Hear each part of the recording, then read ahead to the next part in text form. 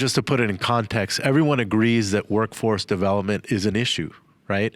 Right. But if you go around and ask who's willing to fund it, it's always like, oh, well, someone else should fund this, right? Always pointing fingers. I'm not saying that there aren't efforts out there, but so I put that in context because I think despite all that, we've done some amazing things here at MXD. One of which has to do kind of on the larger level with a program that's called Ignite that other manufacturing institutes are doing, like America Makes. Yep. But what we've done is kind of augmented that. So we basically piloted this, and it's currently ongoing at Waukegan High School. We have about 100 students involved, where they're doing some curriculum up to 18 credits, which they can then transfer to College of Lake County for a degree in mechatronics. On top of that, what we've now done is we have an apprenticeship that goes with that so that they can start working. In high school? In high school, they can start working.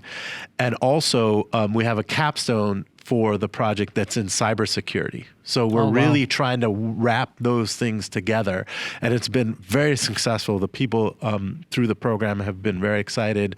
And so we're now looking to replicate that this year through the Chicago Public Schools and city colleges of Chicago. Oh, that's awesome. Yeah. Yeah, come out to my kids' school. They already have a STEM lab, or somebody calls it STEM lab, somebody call it STEAM lab, but yeah. And so we're going to look to replicate that. The other thing I would say is the jobs taxonomy. We started with this kind of first job taxonomy. Yeah, we're going to rebrand that. I think. But basically, give it an acronym. Yeah, give it an acronym. Before we even go there, give it an acronym. Are you familiar with the whole notion of like a capstone in academic environment? I am not that familiar so with like, a capstone. Correct me if I'm defining this sure. incorrectly, because I did a capstone when I got my master's.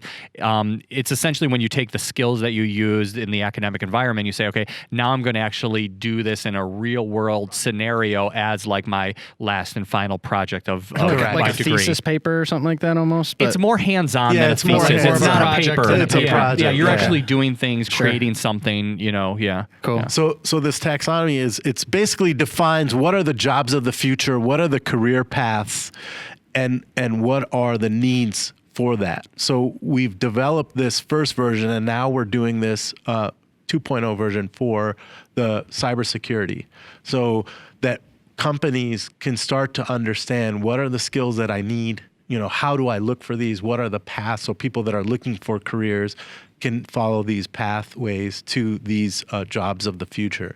And we know that our membership has been very excited about this taxonomy and has used literally copy and pasted for roles that they've been trying to fill, knowing that we've kind of gone through this process. And so we'll have a rollout of that 2.0 again sometime in February. I'll keep you guys posted. But I think that's been very helpful because it's helping us define the workforce of the future, what it needs to be, what are the skill sets, what are the requirements, what are the pathways to those jobs.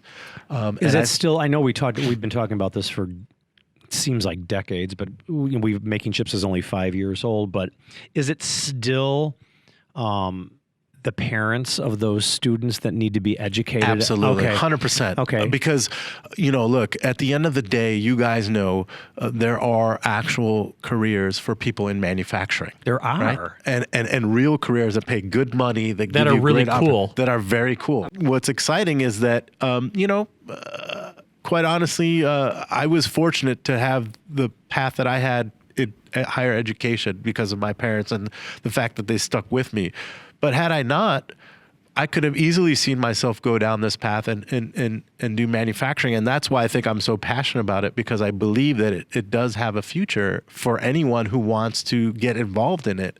And the manufacturing community, as you guys would agree, is very welcoming, right? That they want more people. And so I think the opportunity is ripe to educate the parents and also other people to make them understand that there is a great future in this space. We just want young, fresh, bright talent. They don't even have to know manufacturing. They just have to be passionate about the industry and have some good mechanical skills. That's all we need. We can work with everything as long as they're a good cultural fit with the company.